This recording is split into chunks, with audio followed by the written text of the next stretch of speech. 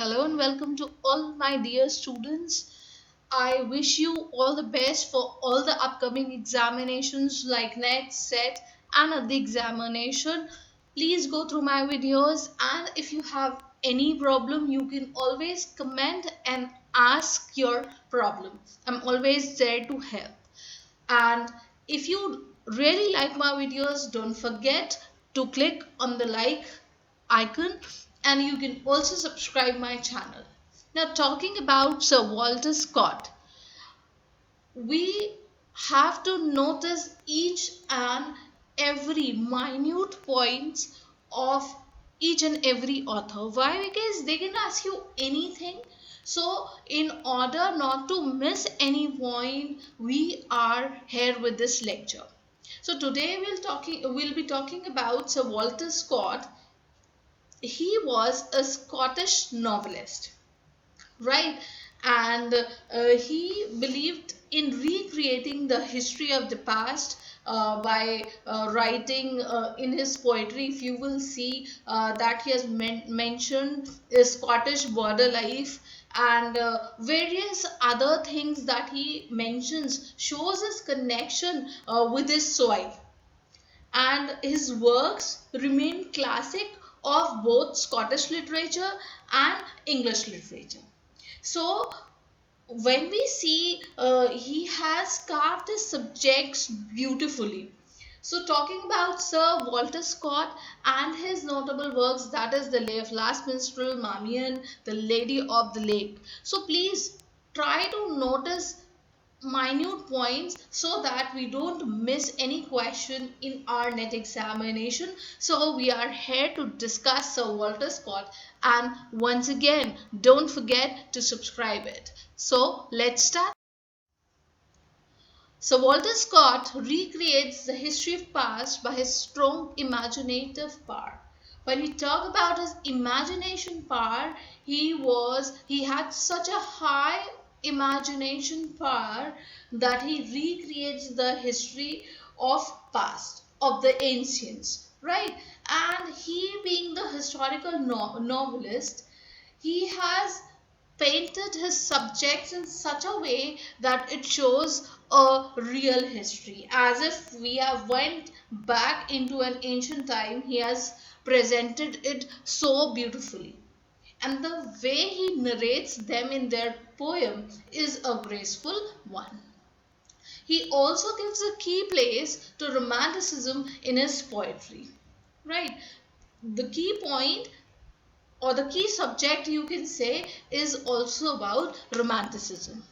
Now, talking about his early work shows his great effort in German translation, which was not that much, famous, or you can say a thoda sa poor one, which mentions William and Helen, the chase. Right. So please don't forget that his earlier efforts were on the German translation. Examples like William and Helen and the chase. Now, talking about his other work, that is Minstrelsy of the Scottish Border. It is a ballad with historical events in it and also have romance contained in it. That was published in 1802. That is, here this particular ballad says that it contains two elements, that is historical and romantic, both. And this is a collective study, you can say, collected from the southern countries of the Scotland. And one of the ballad, the Eve of St. John, that I've mentioned in a bracket, it catches the eye of reader. Why? Because the imagination that is put in it is a strong infusion of ancient force and fire, and the main element that it contains is a supernatural element in it. So this collection of work is based on the historical researches done by great scholars. The great scholars that they have done different historical researches, it is a collective work of it. So please don't forget that his earlier work was German translation, and the second work was the Minstrelsy of the Scottish Border. You just have to remember the name, And which ballad in it catches the eye of public? It is The Eve of St. John.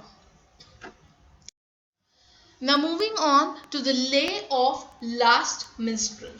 Now it is a story of the Scottish border legend, but before that, when we say the Lay of Last Minstrel, what does this lay means? Here the lay means the verse romance in Gothic style, and this particular work is in 6 cantos and was published in 1805. Now, it is a story of the Scottish border legend which is narrated by the old man, and he was the last of the minstrel who was alive in the last of 17th century. So he was the oldest. So he wanted some help, and this help was given by Duchess of Buccleuch, and in return he narrated the story of 16th century her ancestors. Now he also narrates about Lord Buccleuch, who was killed in the battle with the English, and his wife and children were protected by the groups of knights. How they were protected, how they survived, it's all about that. And it is a long narrative poem if you see. And this work of Walter Scott shows the connection to his country, to the traditions present in the country.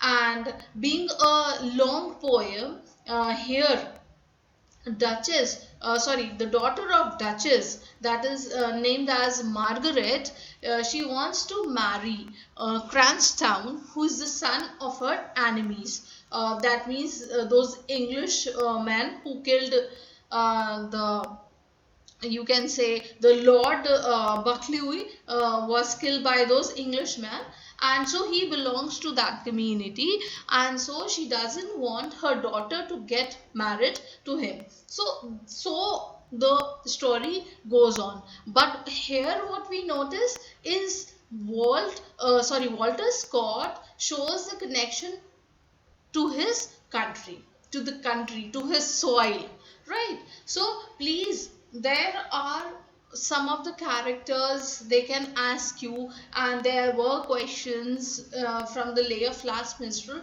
that you should know. So I have told you all the characters, and the old Scottish border legend of the goblin Gillip Horner.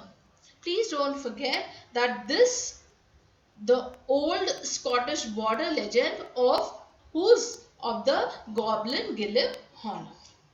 So few points that you have to remember is the name of the daughter, and he wants to marry whom, and who was the last minstrel, that is your goblin Gillip Horner. So please, if you can remember these small points, you should know. And I have told you the story in brief, so these are the minute points that one must remember.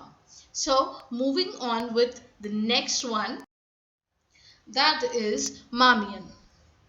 Its full title is Marmion, A Tale of Flodden Field.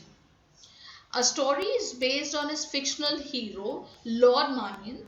The very story starts from Lord Marmion, his fictional hero, and there he wanted to marry the fiancée of Sir Ralph, that is Clara. Her name is Clara, and he wants to marry to Clara. And so he wanted to show a downfall of this honorable Sir Ralph de Wilton, right? And he plans a plot against Ralph, and with the help of his mistress, nun, she was a nun, and he was successful in his plan, and Sir Ralph was asked to leave the country. And as he went into an exile, Clara joins a Christian community of nuns. Now, here the main story starts. In this particular work, if we see, there are two types of event, that is historical and romantic both. Later, that mistress named Constance, she was a nun, she breaks her vows and she wanted to be there with Marmion because she has seen that Clara was not interested, so she wants to be there with Marmion. And because she breaks her vows, she had to go under a punishment of death. But before that, she reveals the truth about Sir Ralph de Wilton. By that time, he came back, Sir Ralph comes back and plans for Marmion. Now he plans against Marmion. But before he can take any revenge against Marmion, he was killed in the battlefield. And later we get to know that Sir Ralph is honored again, and he also gets married to Clara and they live happily. So this is the story is about. So story is based on the fictional hero. Who's the fictional hero in this particular story? That is Lord Marmion. What is its full title? Don't forget. Then who plans the plot against whom?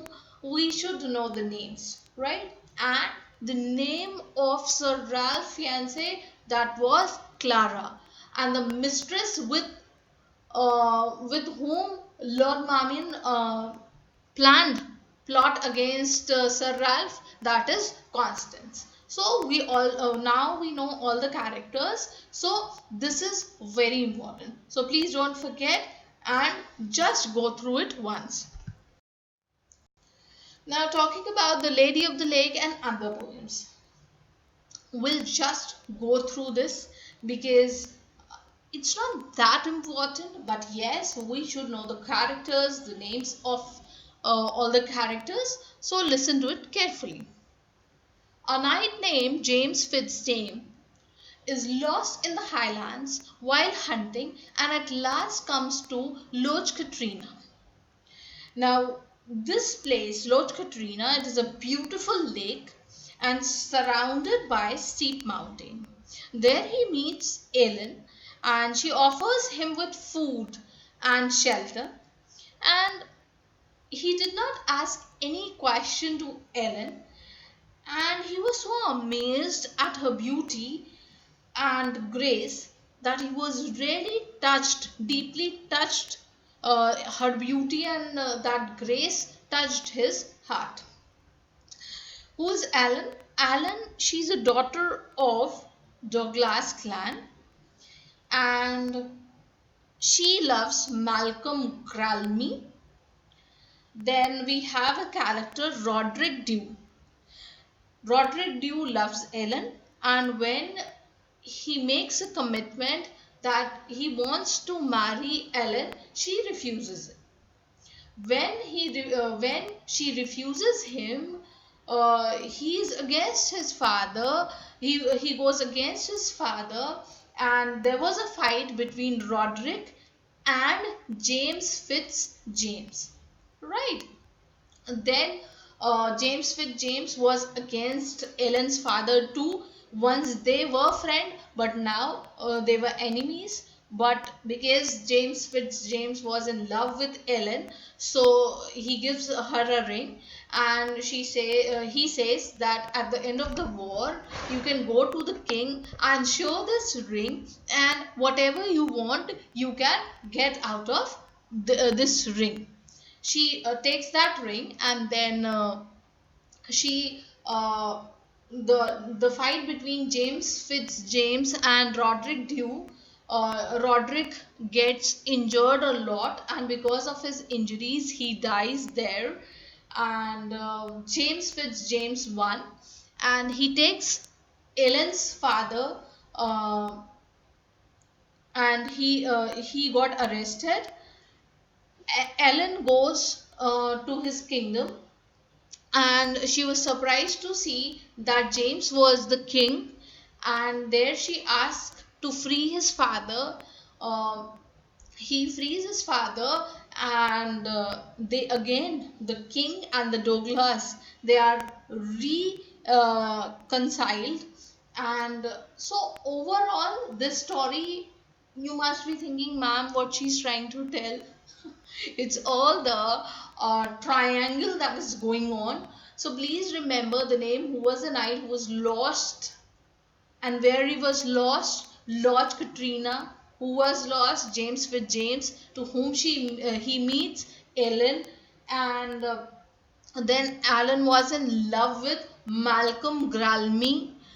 Roderick, he dies in the battlefield against James Fitzjames, and so on it goes. Who's the father of Ellen? That is Douglas Clan. So here we come to end. Right. So we know the story also, and we know the characters also. You have to focus on characters. Right. And the best lyrics can be noticed through this work of Scott. He has written the lyrics beautifully in this. And at last, Alan gets married to Malcolm. Now, when we talk about the other poems, then other poems are Rogpie, which was published in 1813, where the scene shifts to the north of England. Okay, we need not go in detail to all these things, but yes, second work, when we talk about it, is The Lord of the Isles. It is a rhymed, romantic, and narrative poem, and this particular story begins during the time when Robert Bruce, please remember this name, Robert Bruce, who was a Earl of Carrick, he has been hunted out of Scotland into exile. He was thrown out of the country by the English. Who was thrown out? Robert Bruce, and he was the Earl of Carrick. Just have to remember this. And last, that is an elegy, that is Proud Missy.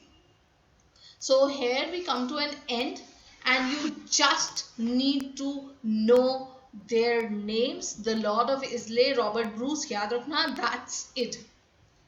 So you just have to go through this.